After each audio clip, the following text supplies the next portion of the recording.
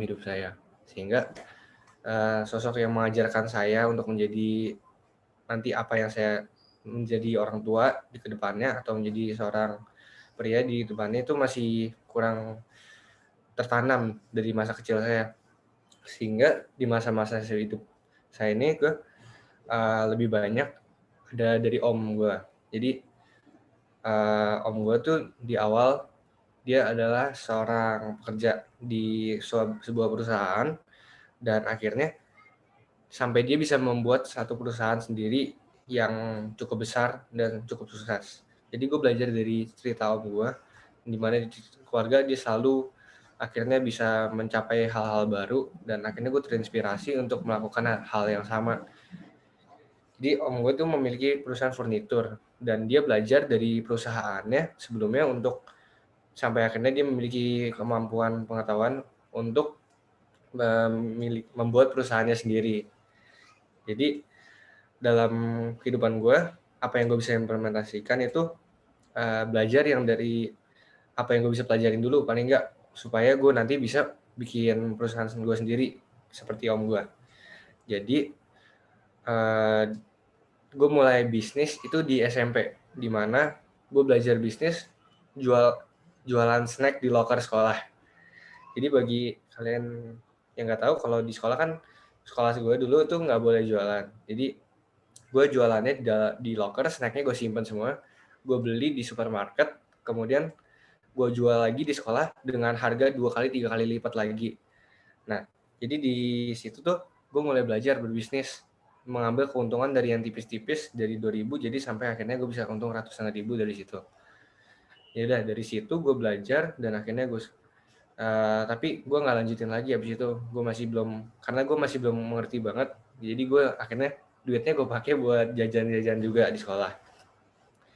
Nah, kemudian masuk ke yang kedua itu online bisnis. Gue mulai pengen belajar untuk online bisnis karena gue lihat dari sepupu gue, mereka semua memiliki online bisnis. Dari sepupu gue yang pertama itu jualannya pomade atau produk rambut, kemudian yang kedua itu jualan baju, tas, sepatu seperti itu. Jadi pada kelas SMP kelas 8 kelas 9 itu gue mulai penasaran. Jadi gue pengen menghasilkan duit karena menurut gue uang jajan gue nggak cukup. Gue per hari diberi 35.000 untuk beli makan dan juga untuk ditabung uangnya.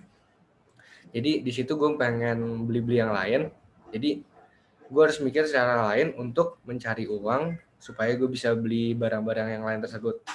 Nah, jadi gue coba tanya ke sepupu gue, boleh nggak ini gue jadi kerja untuk dia. Nah, akhirnya diperbolehkan. Nah, jadi gue kerja tuh di awalnya diajarin cara berinteraksi sama customer, cara dijawabnya, dan cara membuat customernya supaya merasa nyaman, supaya akhirnya beli juga. Nah, udah gue pelajarin semuanya dari kita balas-balasan chat, dan akhirnya bisa deal, dan akhirnya gue lanjutin sampai sekarang ini, masih gue pegang tokonya, namanya Pomade Addict di Solo. Nah, jadi di situ tuh gue belajar banyak banget. Tapi sepanjang 1 tahun terakhir ini, di akhir-akhir ini gue merasa kayak ada yang kurang. Kalau misalnya gue jualan pomade terus kan kayak cuman gitu-gitu doang, kurang inspiratif dan juga kurang menarik bagi gue.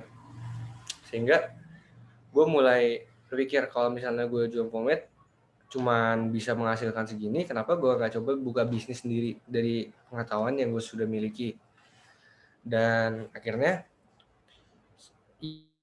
gue terus ingin membuat bisnis baru juga adalah ketika Desember oma gue meninggal. Kan gue deket banget sama oma gue, jadi gue menggunakan kesedihan tersebut untuk akhirnya menjadi motivasi untuk gue bikin bisnis tersebut, supaya akhirnya gue bisa lah menjadi sesuatu dan akhirnya bisa membuat orang tua gue juga bangga. Jadi gue mulai membuat bisnis itu pada April 18, yaitu retailhype.id. Dan terakhir ini belum lama, 1 bulan yang lalu, Instagram gue yang udah cukup besar itu kena disable. Jadi akhirnya gue harus mulai dari nol lagi. Jadi di awal ini retailhype.id itu gue mulai dari modal 0 rupiah. Jadi gue masih minjem duit orang tua gue dulu, di mana di awal gue dulu cukup suka lihat kayak sepatu-sepatu seperti sepatu Adidas, Nike. Tapi gue kan keluarga gue sederhana, jadi gue nggak bisa beli sepatu yang kayak gitu. Jadi gue cuma bisa ya mimpi aja dulu deh. Sampai akhirnya gue mulai nabung sampai akhirnya gue bisa beli pair pertama gue itu Ultra Boost. Dan itu gue pengen banget, gue harus nunggu 3 tahun nabung untuk akhirnya bisa membeli sepatu tersebut.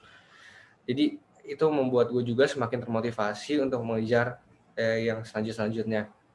Jadi di bisnisretailhub.id ini di awalnya gue lagi lihat Instagram story dari toko lain. Nah, di awal masa pandemi gini kan, ternyata gue baru tahu kalau banyak ada grup reseller yang menjual sepatu. Dan selama ini yang gue kira orang nitip di toko lain, ternyata ada jaringannya di mana mereka bisa mendapatkan barang-barang tersebut dan akhirnya dijual kembali, yaitu yang dinamakan reselling atau dropship, yang bagi kalian yang nggak tahu. Jadi reselling dan dropship gue mulai di retail.id pada tanggal April itu. Gue mulai belajar saat gue masuk grup reseller, dimana kita dikasih tahu kebanyakan sih pada masuk grup reseller gak terlalu diajarin. Jadi kebanyakan gue harus belajar sendiri, karena kebanyakan juga advertising supaya kita masuk grup tersebut. Jadi sepanjang tahun ini gue udah mulai bisnisnya selama 8 bulan. Dan di awal gue belajar banyak, karena pada 1 bulan pertama itu gue nggak mendapatkan orderan sama sekali. Jadi gue kan pas mulai udah mulai bingung deh, kayak ini bisnis bakal gue lanjutin apa enggak. Tapi gue coba set goal, pasang supaya gue lanjutin selama 6 bulan, dan akhirnya gue lanjutin terus. Di awal kan gue bilang kan gue nggak punya orderan sama sekali, kayak gue tuh udah mulai frustasi, putus asa, kayak gue udah bingung banget. Gue udah keluar duit buat masuk grup reseller, tapi gue belum balik modal. Dan akhirnya gue baru mengetahui yang hal baru lagi, yaitu resell supply. Jadi gue menjadi supplier untuk toko-toko kecil yang menjual barang-barang yang reject dari pabrik. Bagi kalian yang tahu itu seperti H&M, terus Deus, Champion, itu ada yang namanya Japmar. Kalau Champion itu Japan Market. Kemudian juga kalau Champion itu adalah FO, Factory Outlet. Jadi bagi produk-produk yang gak lulus quality control dari perusahaan H&M tersebut akan disalurkan untuk reselling di kalangan bawah, atau nanti akan masuk toko online. Jadi yang kalian lihat di online itu merupakan factory outlet kebanyakan.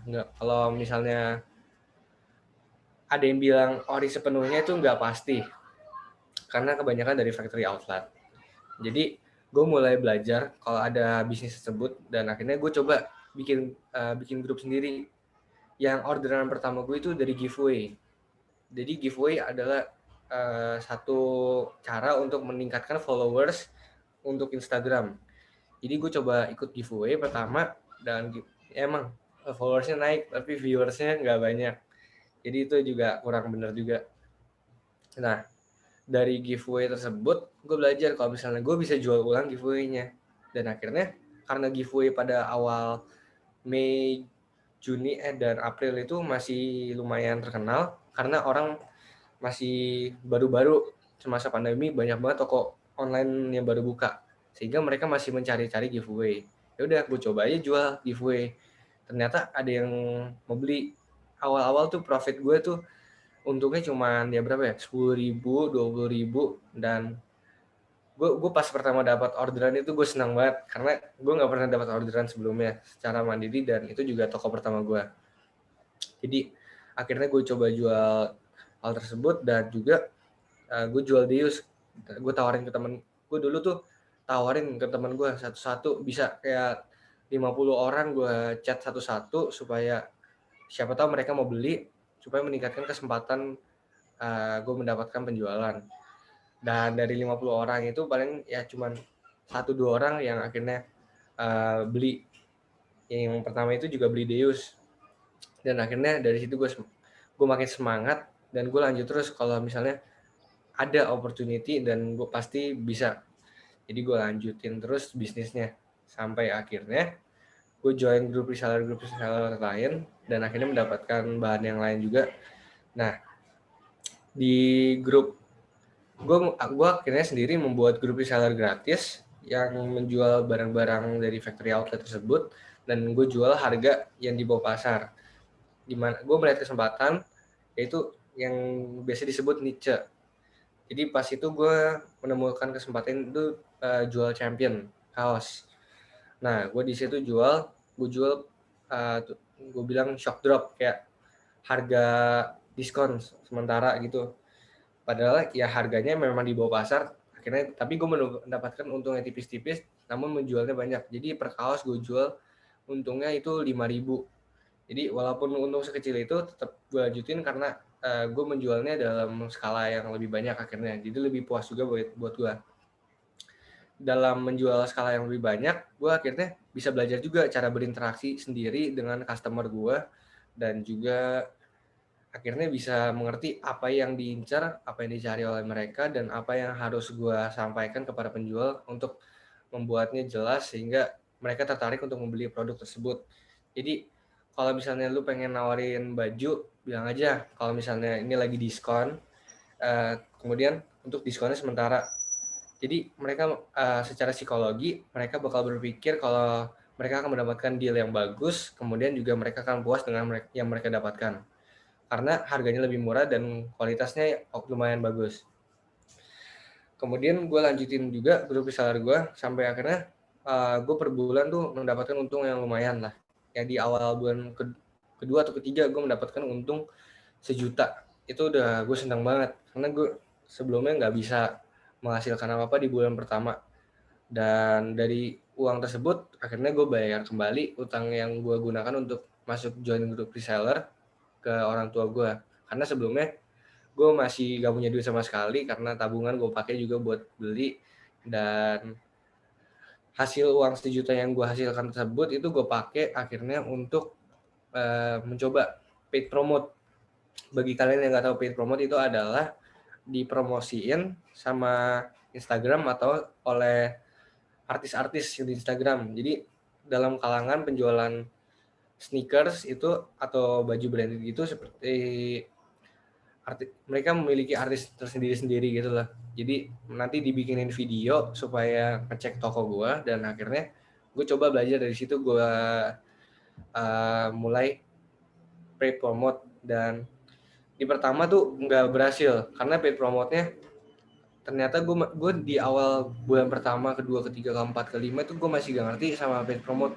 Gue cuman gue pas gue chat ke adminnya mereka, ini harganya berapa, misalnya satu paid promote itu adalah 75.000 atau 150.000 dan gue coba bayar sekali tapi gak ada hasilnya. Jadi gue bingung kan, gue mikir lagi ada yang salah apa enggak dari paid promote-nya atau ada yang kurang. Sebetulnya gak ada yang salah dari paid promote itu, dari video tersebut gak ada yang salah satupun, cuman yang salah adalah taktiknya dan juga budgetingnya. Karena budgeting yang minim yang gue miliki, yang masih juga minjem orang tua dan sebatasnya, gue nggak bisa paid promote besar-besar. Jadi gue harus gunakan ya resource yang gue miliki dulu. Udah akhirnya gue stop dulu paid promote, gue fokusin jualan ke grup gue. Dan gue kembangin grupnya sampai akhirnya membernya ada 200-an sekarang. Dan di grup tersebut ya gue bisa membuat kayak gimana ekosistem sendiri lah, yang dimana nanti gue upload barang mereka akan nanti chat gue sendiri. Jadi gue gue kerja tuh dari pagi gue bangun langsung balesin chat, sambil sepanjang hari sambil makan gue juga balesin chat juga. Jadi dulu gue nggak saking semangatnya kerja gue malas banget main game. Nah jadi gue terus kerja sampai malam dan akhirnya gue ya semangat banget untuk kerja. Jadi gue akhirnya dari situ kan gue ngumpulin duit tuh ya, dan duitnya gue simpen untuk akhirnya nanti gue kedepannya tuh buat paid promote lagi. Jadi pas Uniqlo X Billie Eilish keluar tuh yang dari Uniqlo, nah itu juga salah satu waktu yang dimana meningkatkan penghasilan gue karena dari jasa titip. Jadi jasa titip itu kita misalnya ke mall, mereka misalnya tinggalnya di Kalimantan dan produk yang di-launching itu adanya di Semarang. Jadi di Semarang gue mencari koneksi sendiri, misalnya pas itu gue dari Tokopedia gue cari orang yang membuka jasa titip jualan Uniqlo X Billie Eilish yang saat itu lagi tenar. Jadi gue cari orang yang memiliki yang membuka jasa titip dan fee-nya misalnya 10.000 yang mereka collect, nanti gue jual lagi sebesar 280.000. Dimana pas gue beli dari orang tersebut itu 210.000. Jadi akhirnya gue mulai profit lebih gede. Itu kan misalnya kita jual segitu tuh untungnya 70.000. Nah di saat itu kan masih banyak banget kan yang beli dan juga harganya masih tinggi.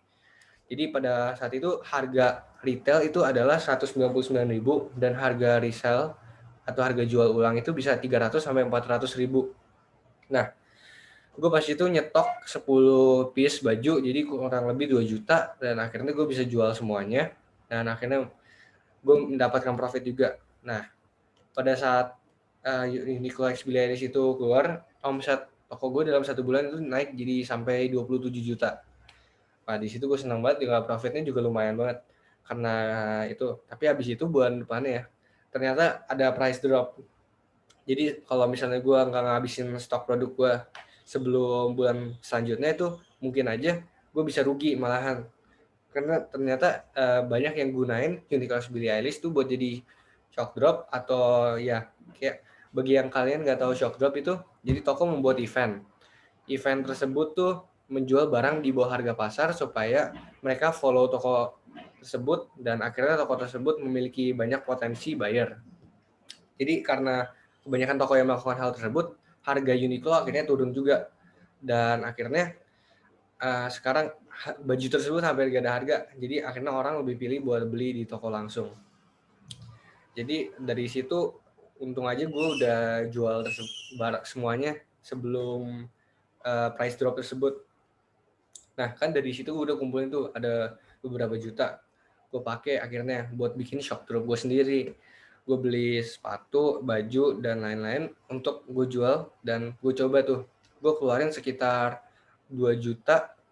Dan akhirnya pas gue cobain shock drop pertama itu memang bener viewers gue naik sampai 300 orang yang datang ke toko gue. Tapi kurang worth it gue bilang karena gue masih belum mengerti banget cycle ini gimana. Yang gue keluarin 2 juta ternyata nggak terlalu berpengaruh karena shock drop itu cuma buat ningkatin viewers lu cuma beberapa hari atau seminggu itu, tapi habis itu mereka udah pergi lagi karena yang mereka incer adalah barang-barang yang murah tersebut. Jadi kayak diskon sesaat gitu, diskon dadakan. Nah habis itu gue mulai mikir, ini gue salah di mana lagi ya? Terus apa yang harus gue coba untuk membuat sales toko gue lebih besar lagi? Jadi gue mulai bingung kan. Nah, gue mulai tuh. Akhirnya gue mulai coba PP yang berbeda caranya. Jadi kan gue selalu lihat kalau di toko besar, jadi salah satu toko yang besar di Indonesia itu namanya Lucky Cat Supply. Lucky Cat tuh buka PP juga kan.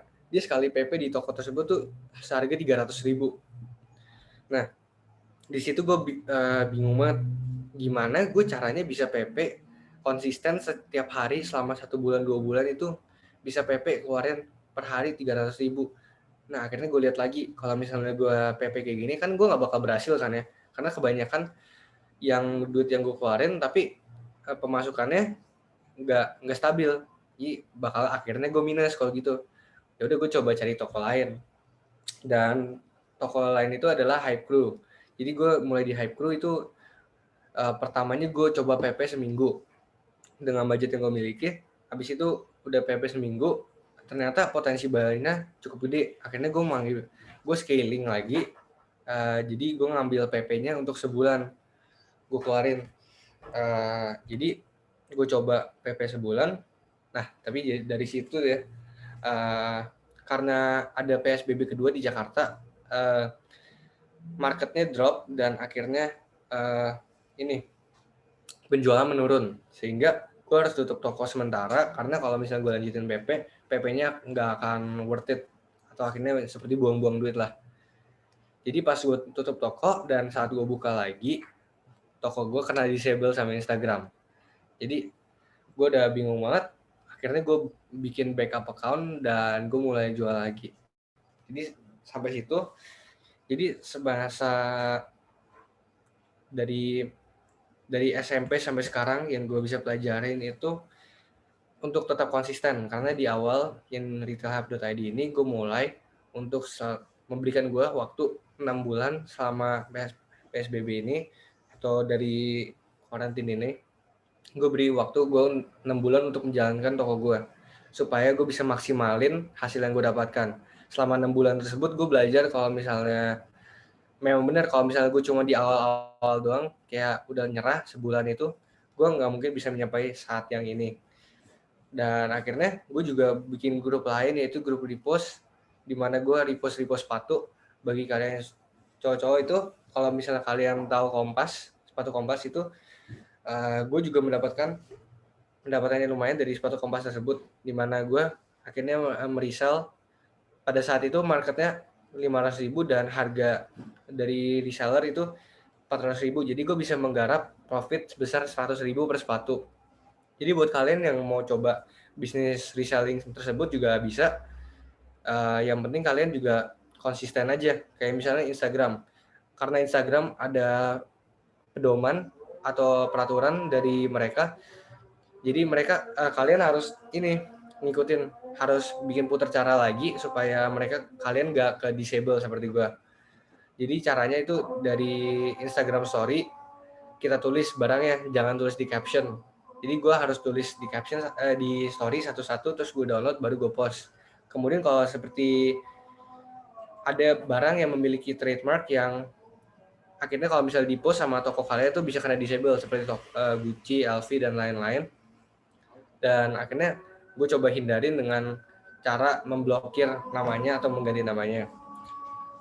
Nah, sebelum dari bisnis ini, gue pengen ngasih tahu lagi satu bisnis ini. Di masa corona di awal, gue coba bisnis warung. Jadi bisnis warung ini gue bikin profit ya lumayan lah. Jadi gue beli di toko, jadi ada toko nggak jauh dari rumah gue. Jadi gue ambil barang yang tadinya dijual di sekolah gue, kan ada namanya snack, namanya Trix. Nah, Trix itu gue jual lagi, ternyata harga belinya itu sebesar Rp8.000 per kotak. Nah, akhirnya gue jual lagi bisa 2.000 per piece, sehingga total satu box lagi dijual itu sebesar Rp20.000. Jadi bisa mendapatkan profit Rp12.000 per box. Nah, jadi di awal itu gue datengin warung-warung di sekitar daerah rumah gue satu persatu dan gue tanyain kalau mau beli nggak ini barang-barang ini. Jadi pertama gue jual Trix dulu dan akhirnya oke, coba jual Trix. Dan kemudian yang kedua itu gue beli kayak misalnya minuman Coca-Cola, Ciki dan lain-lain, roti. Nah, itu gue samperin warung-warung di rumah gue tuh, gue samperin satu-satu sampai akhirnya gue supply. Jadi gue beli dari toko yang di dekat rumah gue yang di harga lebih murah, akhirnya gue jual lagi di toko dekat rumah gue di warungnya situ. Jadi pas udah mulai jalan, gue bisa dapat tuh kayak misalnya gue beli pas gue pergi ngambil barang itu bisa berdus-dus tuh. Dan gue udah lumayan oke, gue pengen lanjutin tapi masuk PSBB, jadi gue nggak bisa keluar dan dilarang orang tua juga. Jadi pada saat itu gue baru mulai bisnis retailhub.id, tapi gue nggak berhenti bisnis yang warung tersebut sampai akhirnya gue jadikan passive income. Passive income itu pendapatan yang tetap, tapi jadi tetap selama tiap bulan atau per berapa. Jadi juga bisa digunakan untuk tabungan. Jadi yang tetap lanjut itu Trix, karena Trix harganya masih pasarnya tinggi dan harga resellernya rendah. Jadi gue ambil Trix itu 8.000 dan gue jual lagi 15.000. Jadi per bulan gue bisa ngambil sekitar 200.000 lebih. Jadi gue ngambil sedus sehingga itu gue jadikan passive income. Jadi kurang lebih gitu cerita bisnis gue. Dan kalian tuh bisa juga kalau misalnya kalian mikir nggak ada opportunity, selalu ada opportunity atau kesempatan yang bisa kalian temukan. Kalau misalnya kalian nggak coba untuk mencari kesempatan tersebut, maka yang dipikiran kalian itu yang nggak bakal ada kesempatan. Kalau misalnya ya bedanya cara memandang memandang kesempatan tersebut. Kalau misalnya kesempatan sekecil apapun itu bisa menjadi kesempatan yang besar kalau bila kalian gunakan sebaik mungkin. Jadi jangan jadikan background keluarga kalian. Misalnya keluarga kalian itu maaf ya, kalau misalnya kurang sukses. Nah, jadikan itu sebagai motivasi supaya kalian bisa menjadi lebih sukses dan membuat keluarga kalian menjadi sukses. Dan jika kalian dan gue sendiri itu kurang pintar dalam matematika dan juga kurang pintar di sekolah. Gue pas kelas 9 tuh gue hampir gak naik kelas gara-gara saking malesnya dan juga gue juga kurang pintar dalam bidang matematika yang membuat gue akhirnya dipanggil oleh sekolah juga untuk dikabarkan kalau hampir gue gak naik kelas. Tapi akhirnya gue ya udah coba sebisa mungkin akhirnya gue bisa naik kelas. Nah, jadi kalau kalian niat pasti bisa. Kalau misalnya kalian gak mau mencoba, ya kalian gak bakal kemana-mana. Jadi mendingan daripada kalian takut mencoba, mendingan cobain aja dulu daripada kalian gak coba. Karena kalau kalian gak coba, pasti ada penyesalan nantinya. Dan kalau misalnya kalian mencoba, kalian akan tahu dan pasti mendapatkan outcome dari percobaan tersebut. Oke. Ada yang mau bertanya? Kira-kira? Mungkin ada yang masih belum ngerti kali ya sama apa yang udah disampaikan gitu. Oh ya, Luther, jadi tuh motivasi yang Luther pegang itu tuh dari apa yang Luther lihat ya? Iya, jadi motivasi gue tuh selama pas gue mulai retail hype itu tadi tuh ternyata gue harus tetap konsisten dan juga jangan gampang nyerah. Karena kalau misalnya gue udah nyerah di awal, gue nggak mungkin sampai saat ini. Dan di awal kan pas gue mau join grup reseller itu, gue ragu banget karena keluar duit misalnya itu kan pas itu kan join grup reseller itu sebesar 100.000 dan kalau misalnya itu 100.000 gue harus balik modal pas itu kan 100.000 bagi gue tuh masih lumayan kan kalau buat join.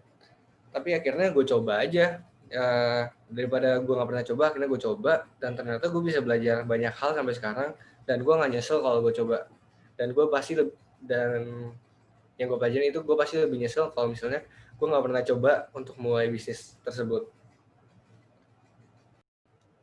Kalau misalnya dulu kan dari papa gue kan kurang mencerminkan kayak gimana.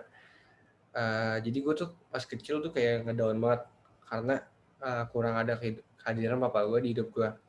Jadi itu dia dulu berbisnis antik, tapi kebanyakan juga dia bisnisnya gak berhasil karena ya kebanyakan dia simpan sendiri barangnya bukan dijual. Jadi gue lebih melihat kepada om gue dan akhirnya itu menjadikan gue sebagai motivasi untuk akhirnya membuat bisnis sendiri. Karena dulu om gue tuh hampir gak naik kelas pas SD. Itu SD kan termasuknya cukup mudah kan. Dia hampir gak naik kelas dan tapi akhirnya dia bisa sukses.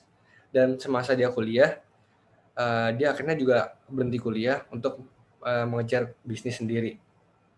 Dan akhirnya juga dia berhasil dan bisa networking sama dengan perusahaan-perusahaan besar gede seperti di Freeport yang di Papua jika kalian tahu dan juga di mall-mall besar di Jakarta dan di sekitarnya.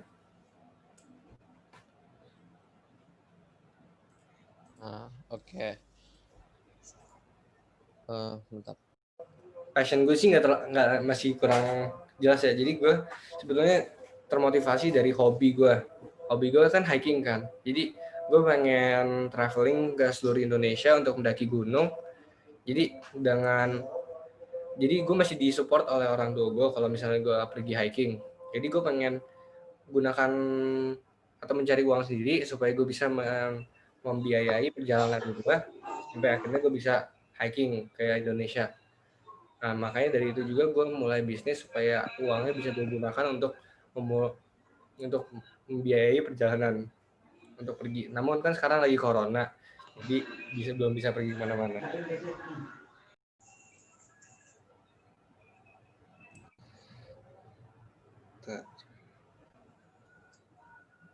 Jadi ini kan Instagram gue kena disable kemarin, jadi akhirnya gue mulai Instagram baru lagi. Ini kurang lebih nih kayak gini. Jadi hype.id ya. Jadi gue mulai propose-nya tuh seperti gini. Jadi gue tulis di story secara manual, kemudian gue download baru gue post. Dan gini, contoh testimoni misalnya ada penjualan sold begitu, dan akhirnya kayak gitu, misalnya itu contoh bukti testimoni untuk toko online. Kemudian juga banyak yang nggak tahu ya, kalau misalnya kalian jual sesuatu dan bayarnya nggak percaya sepenuhnya, itu tawarin lewat Tokopedia. Jadi Tokopedia itu anggaplah perantara atau rekening bersama supaya kalian bisa membuat deal itu jadi akhirnya deal. Karena kebanyakan orang tuh nggak percaya sama toko online karena takut ditipu, dan emang benar banyak penipuan yang dilakukan oleh di online. Misalnya kalau yang bidang yang gue lakukan itu bisnis sepatu, banyak orang yang jual sepatunya KW atau misalnya cuman nipu kayak bilangnya ori, tapi akhirnya barangnya nggak pernah dikirim-kirim. Jadi akhirnya lebih baik kalau nggak pasti itu pakai Tokopedia atau rekening bersama lainnya seperti Shopee juga bisa, supaya bayarnya lebih nyaman dan akhirnya kalian bisa mendapatkan income dari penjualan tersebut. Ya.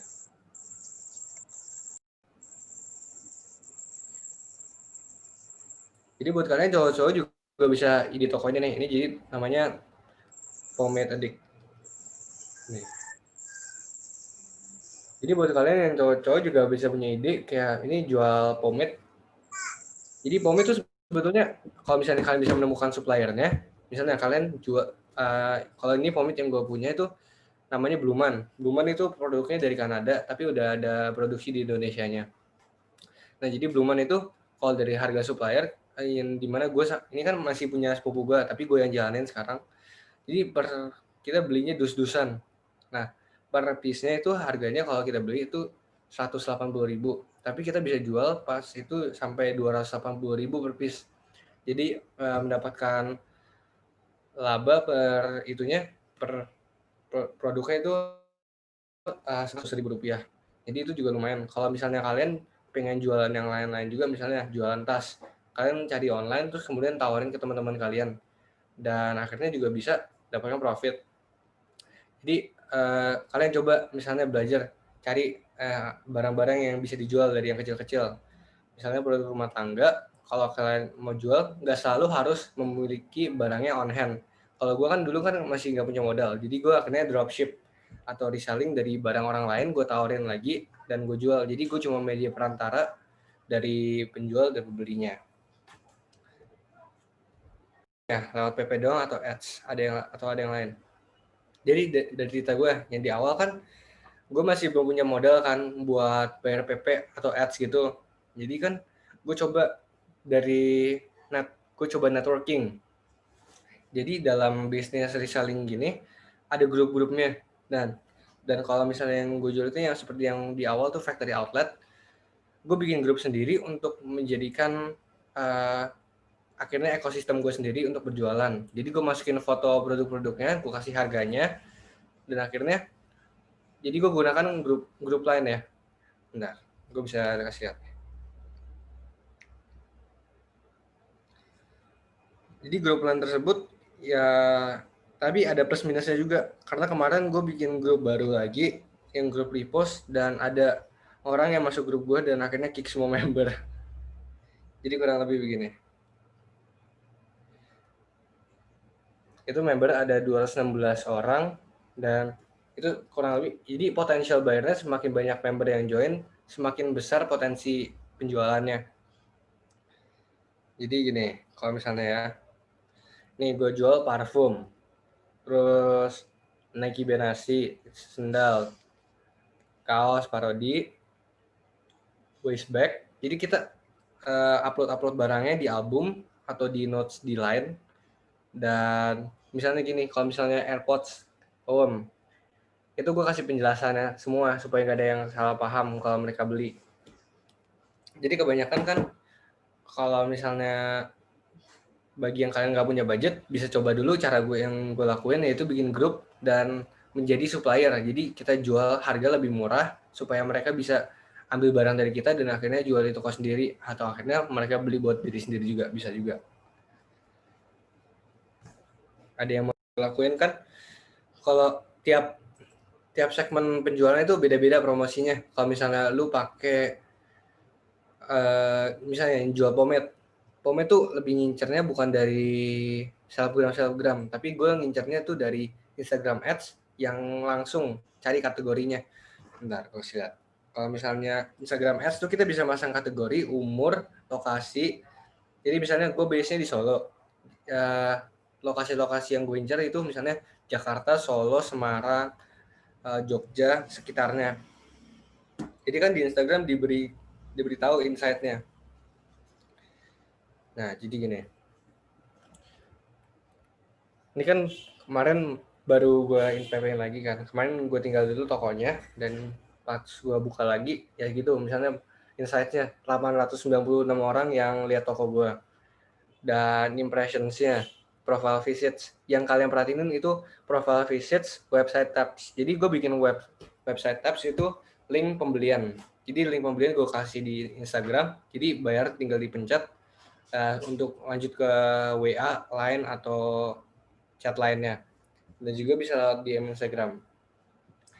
Ya, kurang lebih begitu sih. Kalau gue bisa kasih ide tuh, kalian misalnya kalau di asrama kan pasti ada warung-warung di sekitarnya. Nah, warung-warung bisa udah jual snack lebih murah. Coba cari di online snack baru yang siapa tahu teman kalian suka. Jadi kalian testing dulu aja dari skala yang kecil. Kalau misalnya berhasil dan teman-teman kalian suka, kalian bisa membawa skala, bisa scaling jadi lebih besar lagi. Misalnya awal kalian cuma beli 5, coba tawarin teman kalian dan kalian lihat profit yang kalian dapatkan itu berapa, dan coba lagi. Kalau misalnya itu berhasil, coba scaling, misalnya kalian beli 25 dan jual lagi, dan akhirnya lanjutkan gitu. Bisa aja seperti itu. Customer, pembeli itu nggak dibikin ya, jadi kita cari untuk mendapatkan pembeli itu cara-caranya ya dari yang gue bilang, dari PP, ads, itu juga salah satu cara. Kalau misalnya kalian belum bisa memiliki budget untuk mengeluarkan itu, bisa aja dari temen.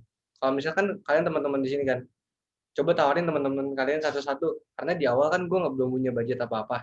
Jadi gue tawarin temen gue chatin satu-satu tuh, mau beli nggak, mau beli nggak, mau beli nggak, mau beli nggak. Atau misalnya juga yang buat toko online, bantu follow gitu, supaya ada potensial pembelinya, dan gue suruh mereka promote juga toko gue, sehingga teman-teman mereka bisa melihat juga toko gue, sampai akhirnya minat membeli. Jual itu tentukan dari mana ya? Kalau mutu barang kita lihat sendiri. Jadi kalau misalnya gue kan punya supplier sendiri kan, yang dari grup reseller. Jadi gue tanyain ini kualitas barangnya gimana. Gue minta sebelum gue proses semua orderan, gue minta foto detailnya dulu, dan kemudian juga gue lihat dari grupnya tersebut itu kualitas barangnya ada yang komplain nggak di grupnya, atau misalnya dari gue, kalau gue coba jual, dari customer gue puas gak. Kalau misalnya puas, ya udah gue lanjutin.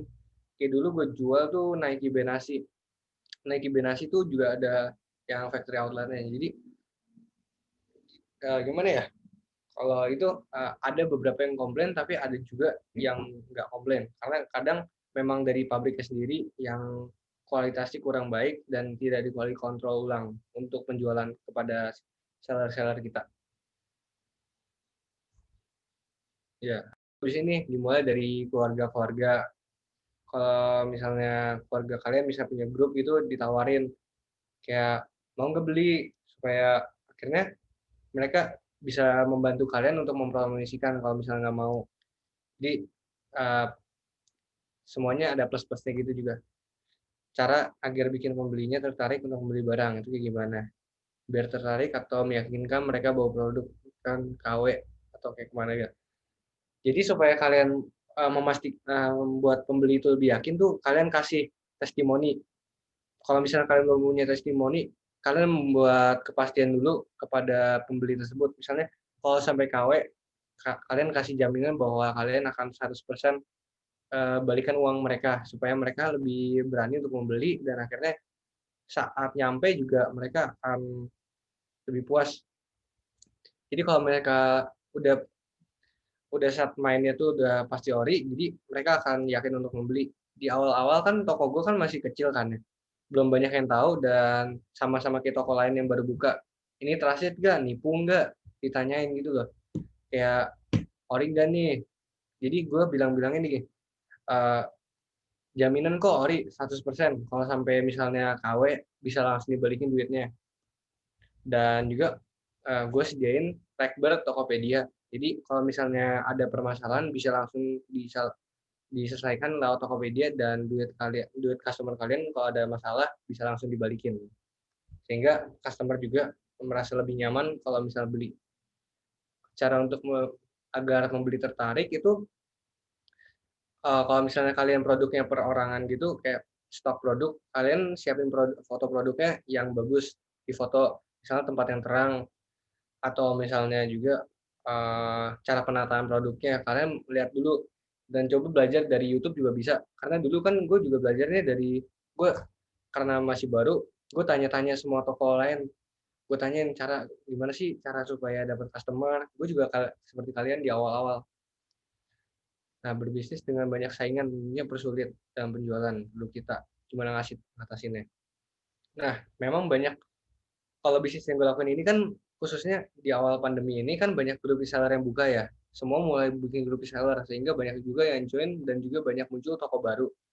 Nah, di situ gue lihat tuh, kalau misalnya gue lanjutin bisa nggak ya? Karena pasti saingannya tuh banyak banget. Di awal banyak banget toko, misalnya kayak ratusan ribuan toko yang baru muncul tiap harinya dan menjual produk yang sama. Gue mulai bingung, dan akhirnya ya udah gue coba dari grup reseller tersebut, gue jual, gue pasarin barang-barang gue, dan juga gue post di Instagram dan Tokopedia juga. Jadi gue pasang 3 platform gitu, grup reseller lain, Instagram, dan juga lewat Tokopedia. Dan juga kalian jangan harus tahan banting juga, karena kalau misal kalian mau berbisnis tuh udah harus tahu resikonya, bahwa nggak mungkin pasti ada enaknya terus, pasti ada up and down, ada susah gampangnya, dan juga pasti ada enak juga. Jadi kalian stay positif aja yang penting. Karena toko gue disable tuh, gue ngedown banget gara-gara gue udah ngebangun tokonya tuh udah hampir setengah tahun ya, setengah tahun lebih, dan akhirnya ke disable. Tapi kan gue mikir, kalau misalnya gue tutup, gue nggak akan puas, karena toko gue belum mencapai puncak-puncaknya di mana itu sukses banget. Jadi gue mendingan gue pilih lanjutin, dan akhirnya gue refleksi diri sendiri, apa yang salah dan apa yang gue harus perbaiki. Dan kalau kasus gue kemarin kan penamaannya itu di pedomannya ada yang dilanggar, jadi gue harus ganti cara lagi untuk posting, dan akhirnya ya udah gue lanjutin sampai sekarang, kurang lebih begitu. Eko, wajar pasti satu hari kalian bakal ngadepin kalau misalnya customer kalian bakal komplain. Kalau misalnya customer kalian tuh komplain, kalian cari dulu permasalahannya. Jadi bisa diselesaikan secara ya, pokoknya selesaiin lah dengan baik, jangan sampai membuat customer juga akhirnya tidak puas. Kalau misalnya gitu, kalian tanya misalnya dari produknya ada kekurangan di mana, antara kekurangan di pengiriman. Jadi kalau misalnya kalian kirim juga, selalu perhatikan untuk resinya. Resinya itu penting juga buat bayar, karena untuk memastikan bahwa barangnya udah dikirim atau belum. Kalau misalnya ada kekurangan di barangnya, pastikan dulu di mana dan minusnya, dan juga selesaikan barang-barang, kayak bayarnya mau diretur dan dikirim kembali atau mau di refund sepenuhnya. Dan kalau bisa sih retur kembali supaya kalian tetap mendapatkan keuntungan, dan tapi juga jangan mikirkan keuntungan terus, tapi juga mikirkan kepuasan pembeli. Kalau misalnya bayarnya mau refund aja, jadi mendingan turutin yang pembeli kalian inginkan, dan jangan selalu mengejar keuntungan.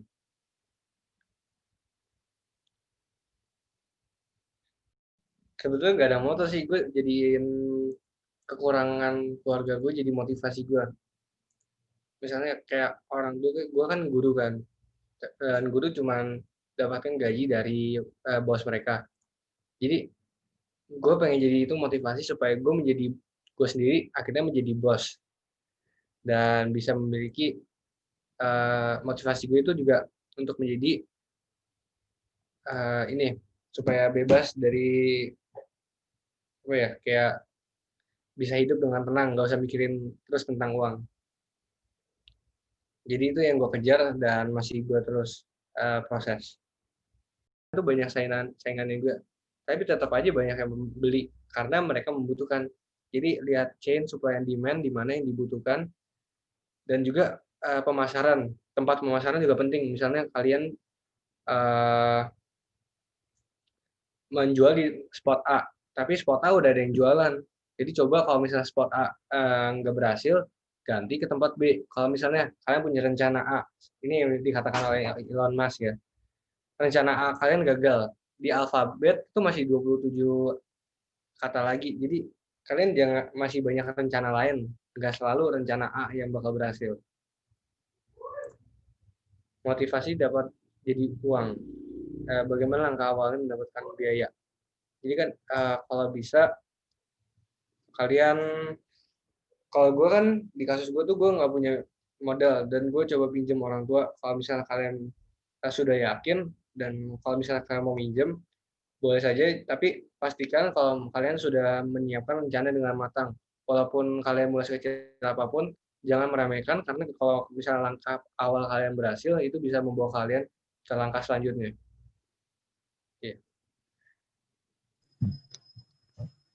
Nggak ngikutin apa yang kalian inginkan, misalnya kalian pengen jadi dokter tapi kalian maksain cari duit, tapi kan untuk menjadi dokter yang sukses tuh membutuhkan waktu yang lama, jadi nggak selalu langsung terkenal atau jadi dokter rekomendasi. Jadi kalian tuh jangan jadikan uang selalu menjadi tujuan utama, tapi juga ngikutin apa yang kalian ingin lakukan. Karena kalau misalnya bisnis kalian down dan kalian nggak menyukai bisnis yang kalian lakukan, kalian akan lebih mudah buat jadi putus asa. Jadi sebaiknya kalian kejar yang kalian benar-benar ingin uh, capai, dan supaya kalian nggak juga puas dengan hasilnya dan nggak sia-sia lah kurang lebih. Nah, mereka yang ngincer duit tuh mereka mulai bisnis, tapi mereka waktu bisnisnya down, akhirnya mereka juga ikut down karena yang mereka incer itu uang. Kalau misalnya kalian misalnya punya passion, kalian misalnya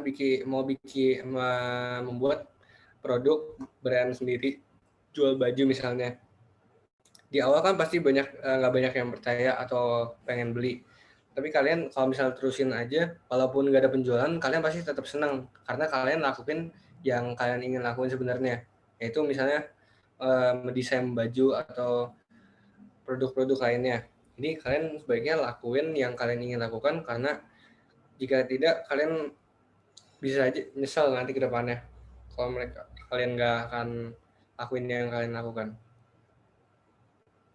Dan mencegahnya itu sebelum terjadi. Cara mencegahnya, kalau misalnya ada penipuan gitu, kalian pastiin dulu kalau misalnya kalian beli dari platform, misal Facebook, Instagram, kalau itu kan ada kemungkinan untuk ditipu karena penjualan tersebut itu based on trust atau dari kepercayaan. Kalau misalnya kalian udah belum yakin, jadi sebaiknya jangan. Kalau misalnya kalian udah yakin dengan penjualan tersebut, kayak misalnya udah terkenal dan sudah terbukti kalau misalnya mereka terpercaya, ya udah coba beli. Dan tapi kalian juga jangan gampang percaya sama di Instagram karena banyak toko online yang penipu tapi testimoninya besar dan followersnya gede-gede. Jadi kalian background check dulu dan tanya kalau mereka bisa nggak juga lewat Tokopedia. Kalau saran gue sih lewat Tokopedia aja atau dari Shopee, Bukalapak, karena itu sistem rekening bersama. Jadi duitnya masuk ke perusahaan Tokopedia dulu atau Bukalapak atau Shopee itu, baru kalau misalnya kalian udah konfirmasi barangnya udah sampai, kalian baru duitnya disalurkan kepada penjualnya. Jadi gitu nggak ada yang dirugikan. Dan semoga bisa ambil yang bermanfaat. Maaf bila ada kesalahan dalam penyampaian saya.